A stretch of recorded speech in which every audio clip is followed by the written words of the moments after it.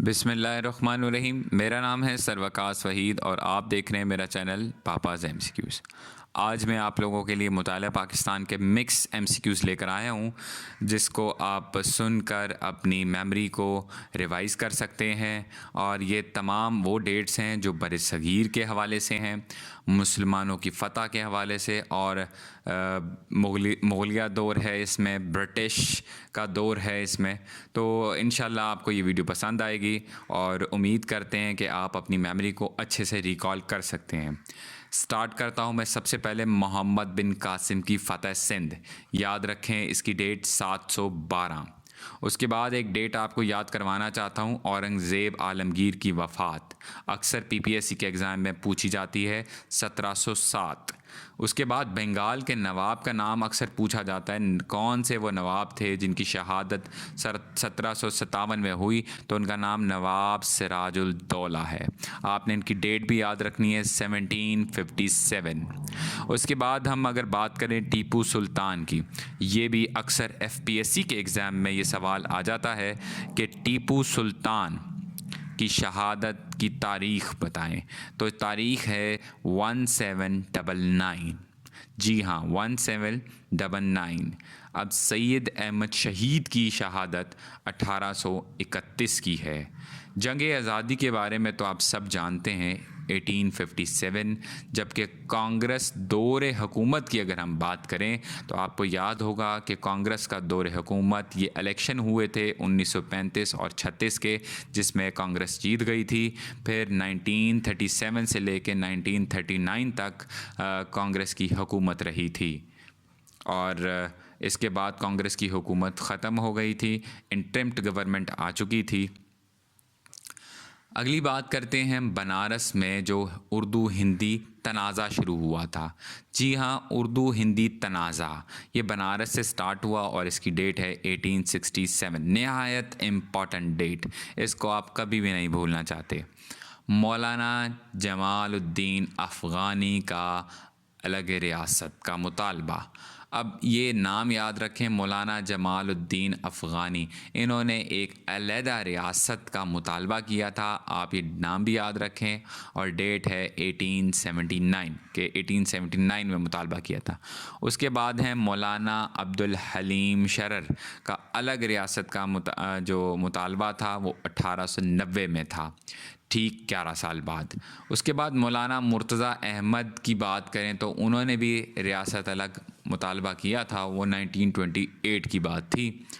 और जो सबसे ज़्यादा इम्पॉर्टेंट जिसमें आप याद रख सकते हैं, इलामा इकबाल का नाम भी है, वो इलामा मोहम्मद इकबाल का खुतबा इलाहाबाद है, जिसमें एक अलग अलहदा रियासत मांगी गई, मुतालबा किया गया और उसका तसव्वुर मुसलमानों में उजागर किया। ये 1930 की बात है। तो उसके बाद हमें गज़नवी दौर की एक हुकूमत की डेट मैं आपको याद करवा दूं। ये अक्सर एनटीएस पीपीएससी के एग्ज़ाम्स में आ जाता है कि गज़नवी जो दौर था वो कब से कब तक था, या उसका स्टार्ट कब था या एंड कब तक था। तो आपने याद रखना है 1003 से लेके 1206 तक था। ठीक है जी।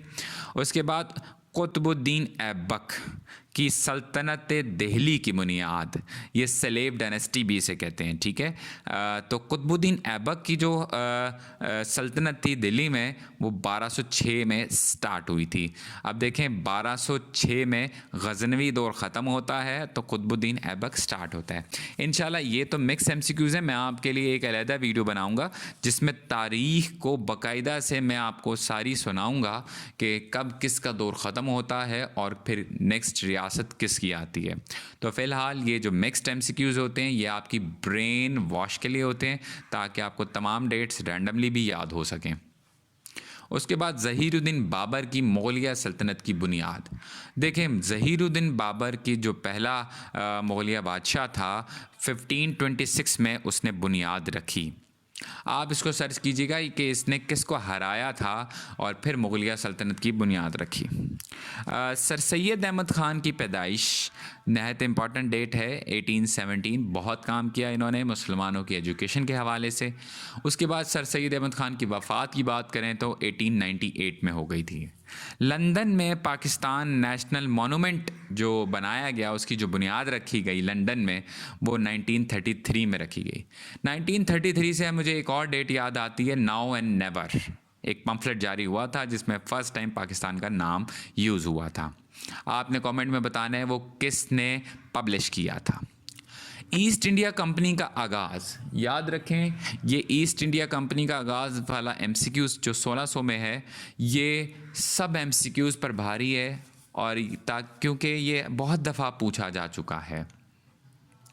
करारदार मकासद 23 मार्च 1940 सब बच्चों को याद है। कायदे आज़म मोहम्मद अली जिन्ना का अहमदाबाद में जो ख़ताब था वो 29 दिसंबर 1940 में था। क़याम पाकिस्तान की बात करें तो 14 अगस्त 1947 को हुआ। और स्टेट बैंक जो कायदे आज़म ने जिसकी बुनियाद रखी, जिसको इफ्तिताह किया, वो 1 जुलाई 1948 है। सर सैयद अहमद ख़ान का मुरादाबाद में स्कूल कायम करना 1859 है और सर सैयद अहमद ख़ान की साइंटिफिक सोसाइटी कायम करना 1863 है। इसके बाद चलते हैं हम इंडियन नेशनल कांग्रेस की बुनियाद जो A.O. होमे ने रखी थी, वो 1885 थी। तकसीम बंगाल की अगर हम बात करें तो 1905 है, लेकिन यही तकसीम बंगाल की जो मसनूखी कर दी गई थी, अनलमेंट कर दी गई थी, वो 1911 में। इसका मतलब ये है 1905 में जो था तकसीम बंगाल, मतलब बंगाल को तकसीम कर दिया गया था, ये सोच लिया गया था और यही सोच जो 1911 में थी इसको ख़त्म कर दिया गया। मुस्लिम लीग का क़याम, जो कि कांग्रेस जो थी वो ज़्यादा सपोर्ट हिंदुओं को करती थी, इसलिए मुस्लिम लीग का क़याम बहुत ज़रूरी था। 30 दिसंबर 1906।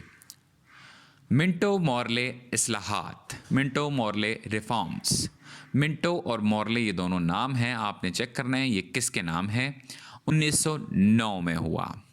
मिसाके लखनऊ, लखनऊ पैक्ट 1916 तारीख का बहुत इम्पॉर्टेंट पैक्ट है, आपने देखना है ये किसके दरमियान कायम हुआ। तहरीक खिलाफत, तहरीक खिलाफत 1919 से स्टार्ट हुई, आपने चेक करना है किसने स्टार्ट की और कहाँ से स्टार्ट हुई। देखिए मैं आपको एक बात बता दूँ, PPSC हो, FPSC, NTS या कोई भी एग्ज़ाम हो, अगर आपने चेक करना है कि उसका नेक्स्ट पेपर में क्या डेट आ सकती है तो आप उसके पास पेपर में जाएं। जिस तरह के मिसाके लखनऊ है 1916 है। अब आपको ये डेट तो याद हो गई और हो सकता है ये डेट रिपीट हो जाए, लेकिन आपने अब इसके आसपास की इवेंट्स की डेट्स याद रखनी है कि ये किसने दिया, किसके दरमियान हुआ, फिर इसका क्या नतीजा निकला, ठीक है, और इसकी क्या वजह थी। अगर आप इसकी इर्द गिर्द की 4-5 बातें याद कर लेते हैं तो यकीन कीजिए आपका MCQs पक्का याद हो जाएगा और उसी से रिलेटेड पेपर में आता है। तहरीक खिलाफत 1919, तहरीक हिजरत जो थी वो 1920 की तारीख में हुई थी। नेहरू रिपोर्ट बहुत अहम रिपोर्ट है जिसको 1928 कहते हैं और कायदे आज़म ने इसी के जवाब में 14 निकात पेश किए थे 1929 में, 1929 में।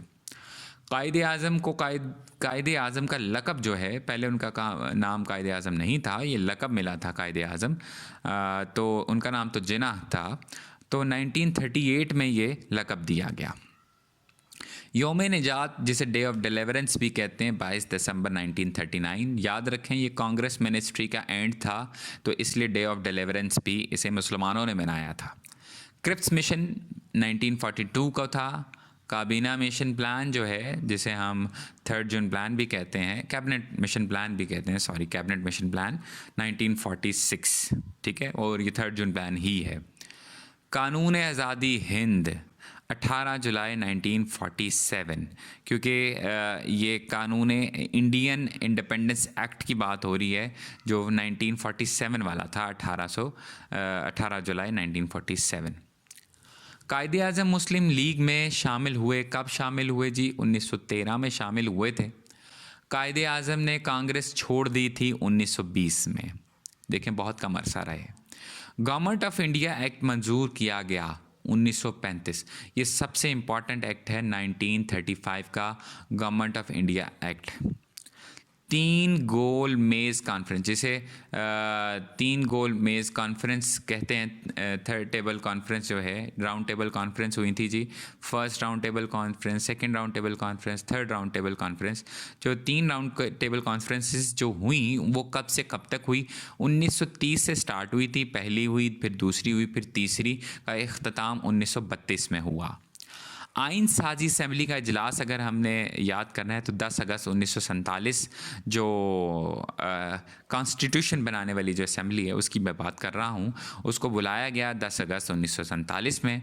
हुकूमत बरतानिया का रॉलेट एक्ट, ठीक है जी, ये याद रखना है, रॉलेट एक्ट 1919। अभी हमने लास्ट पढ़ा है कि 1919 में एक और काम भी हुआ था। अगर आप याद करें 1919 में तहरीक खिलाफत हुई थी, ठीक है जी। और अब रॉलेट एक्ट भी 1919 में हुआ था। तो ये कुछ तमाम डेट्स थी जो आपने याद करनी है, और ये मिक्स डेट थी ताकि आपकी ब्रेन वॉशिंग हो, थोड़ा रिमेमरी अच्छी हो, और रिमेम्बरेंस अच्छी हो, मेमोरी अच्छी हो जाए। आपके लिए नेक्स्ट वीडियो जो है मैं वो बाकायदा से एक तारीख़ पढ़कर, सारी तारीख़ लिख कर आपके लिए लाऊंगा, सारी इन्फॉर्मेशन गैदर करके।